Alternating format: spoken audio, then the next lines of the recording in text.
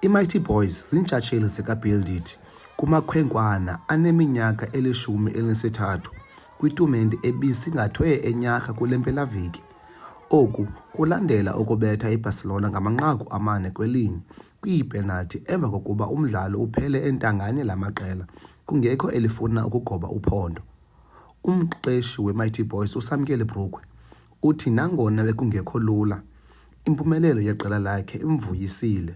Ndinemincini kakhulu ngoba ukuza kule tournament ingalulanga because kwa-players zam, some of i-players zam ezinye bezindala bekukhalo ngabanye abantwana bebe-underage nabo bebawela uparticipate kule tournament but akwazekanga ke uba makwazi udlala.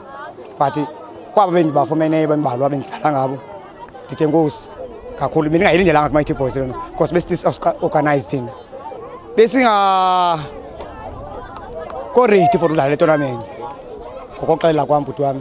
But siye ngentseni namhlanje thina sive ngobusuku kwayizolo uba kukho itournament besiyazi ukudlala under-13 apho besikayazi uba kudlala under-12, so savuka ngentseni saqokelela iplay ezi zethu zaziyo zeze-Mighty Boys, saqokelela izatifiketi zabantwana saye kumzali uthi umzali uba makasicele uba makasinike umntana asikhulile siyodlala nabo.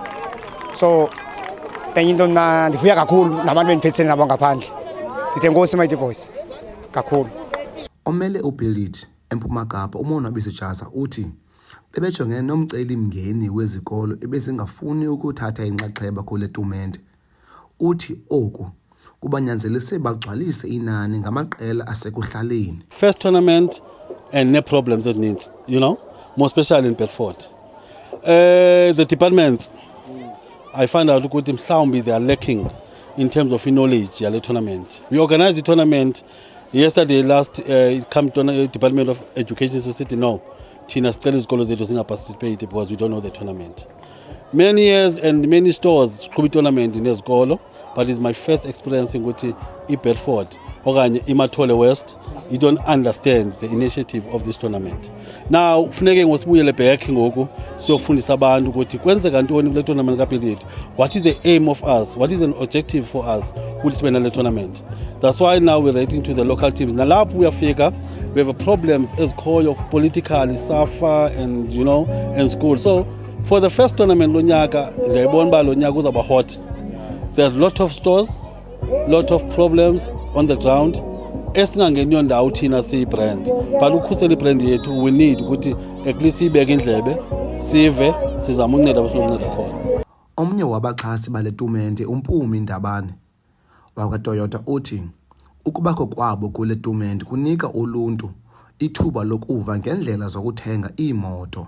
I-advantage yale concept is that kukho masipala that gets involved, kukho itishala that get involved, kubekho abazali yabo, so imarket yam leyo ezimotweni.